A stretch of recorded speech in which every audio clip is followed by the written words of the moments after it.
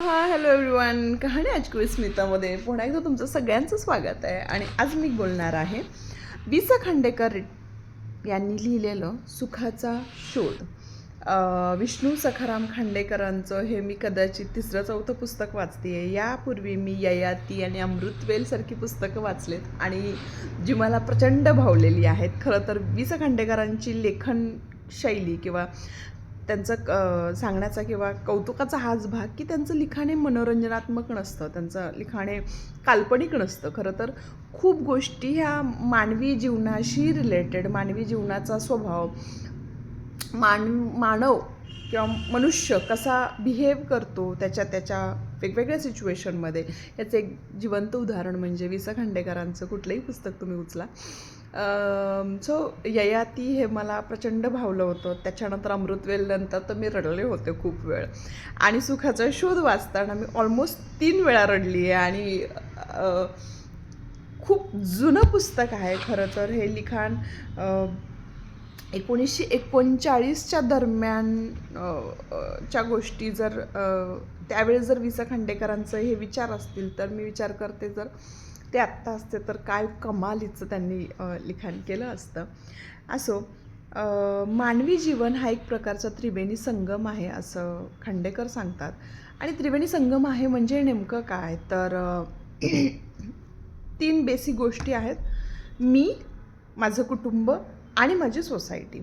So माझा स्वतःचा विकास, माझं स्वतःचं सुख कशात आहे ते शोधणं, माझ्या कुटुंबाच्या प्रती माझं असणारं ऋण फेडणं आणि माझ्या सोसायटीला माझं काहीतरी देणं आहे ते गुप्तपणे देणं. हा म्हणजे जीवनाचा, मानवी जीवनाचा त्रिवेणी संगम असं खांडेकरांचं साध्या सरळ स्पष्ट भाषेत म्हणणं आहे. आणि जे मला प्रचंड आवडलं. कुणीही बेसिकली आपण बघतो आपल्याकडे आधी लोक काय म्हणतील, माझ्या घरातले काय म्हणतील हा विचार येतो आणि बऱ्याचदा आपण आपलं मन मारतो, आपण आपली स्वप्न दाबून ठेवतो. हे न करता माझं सुख कशात आहे, माझा विकास कशात आहे, माझी प्रगती कशात आहे आणि त्याच्यानंतर माझ्या कुटुंबाच्या प्रती माझं काहीतरी देणं आहे जे मी अर्थात कर्तव्यपूर्ण जबाबदारी माझी पार पाडणं गरजेचं आहे. आणि त्याच्यानंतर या समाजाच्या प्रतीसुद्धा माझं काहीतरी देणं आहे जे मी करत राहणार आहे. हे सरळ भाषेत स्पष्ट केलेलं आहे. कथेकडे येऊया. सुखाचा शोध या कथेमध्ये प्रमुख 3 पात्र आहेत, ज्याच्यामध्ये आनंद आहे, उषा आहे आणि माणिक आहे. आनंद हा एक LIC एजंट आहे. खूप प्रतिकूल परिस्थितीतून पुढं आलेला. वडील लहानपणीच गेल्यामुळे संपूर्ण कुटुंबाची त्याने जबाबदारी घेतली आहे. भाऊ मोठा आहे पण तो काहीही जबाबदारी घेत नाही आहे. सो आई, लहान भावंड, सगळ्यांचं ओझं आनंदच्या खांद्यावर आहे. आणि तब्बल 9 वर्ष तो स्वतःला बाजूला ठेवून फक्त काम करणं आणि कुटुंबासाठी पैसे कमवणं, कुटुंबासाठी सगळ्या गरजा त्यांच्या पूर्ण करणं ह्या जबाबदारीच्या ओझ्यामध्ये कायम राहतो. 9 वर्षानंतर त्याच्या आयुष्यात उषा येते. काही काळ उषा येते. आता उषाचं जर सांगायचं झालं तर उषा एक बालविधवा आहे. आणि अर्थातच त्या काळात विधवेंना काय प्रकारे ट्रीट केलं जात होतं हे मी वेगळं सांगायला नको. सो त्या सगळ्या त्रासातून कंटाळून सुसाईड करायला निघालेली उषा आनंदला भेटते आणि आनंद तिला त्या सिच्युएशनमधून बाहेर काढून घरी घेऊन येतो आणि कळत नकळत त्या दोघांचं एक चांगलं मैत्रीचं नातं तयार होतं. पण ती मैत्री आहे का प्रेम आहे हे त्यांना लक्षात येत नाही. त्याच दरम्यान सडनली माणिक त्याच्या आयुष्यात येते आणि माणिकसोबत आनंदचं लग्न लावलं जातं.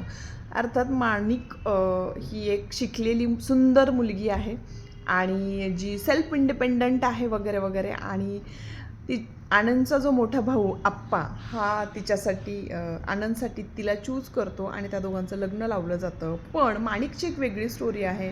माणिकचं चाइल्डहूड फार ड्रमॅटिक गेलेलं आहे. आईवडील लहानपणीच गेल्यामुळे बहिणीने सांभाळलं आहे, हॉस्टेलवर राहिलेली आहे. त्याच्यामुळे करिअर, शिक्षण ह्या सगळ्या गोष्टींना तिनं खूप महत्त्व दिलं आहे. या सगळ्याच दरम्यान तिला अनेक विविध पुरुषांचे वेगवेगळे अनुभव आलेले आहेत. त्याच्यामुळे पुरुषांकडे बघण्याचा तिचा दृष्टिकोन फार निगेटिव्ह झालेला आहे.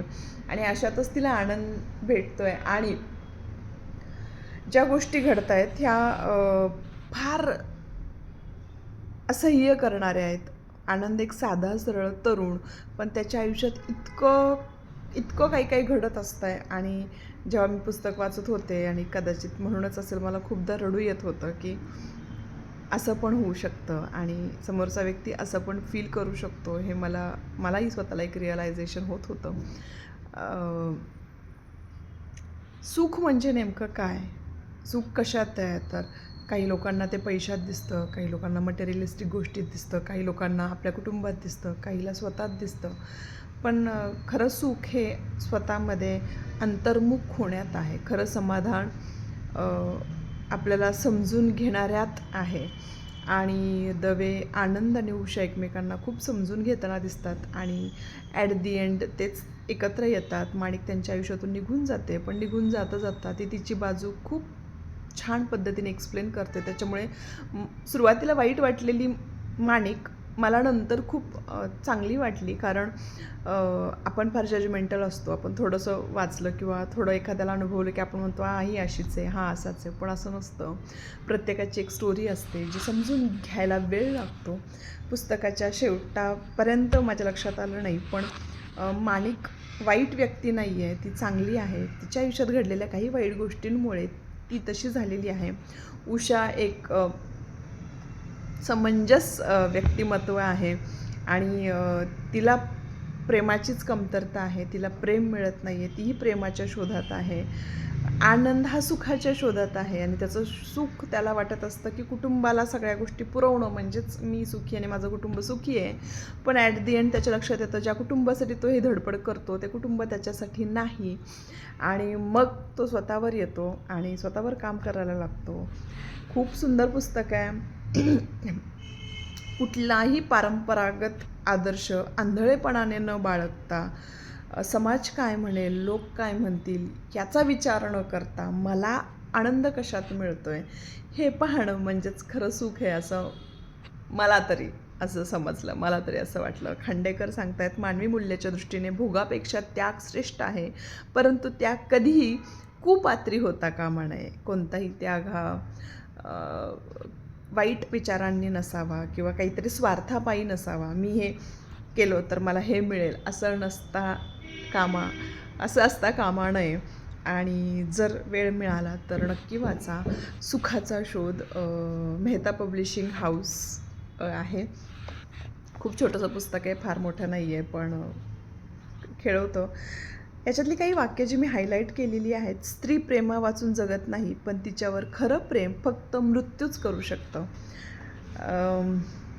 प्रवाहाविरुद्ध पोहणं म्हणजे जगणं.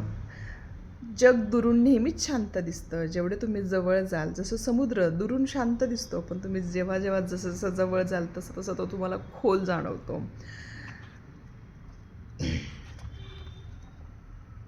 अजून एक वाक्य जे रात्री मी हायलाईट केलं शेवटी वाचता वाचता, जे मला प्रचंड आवडलं ते मी तुम्हाला सांगते.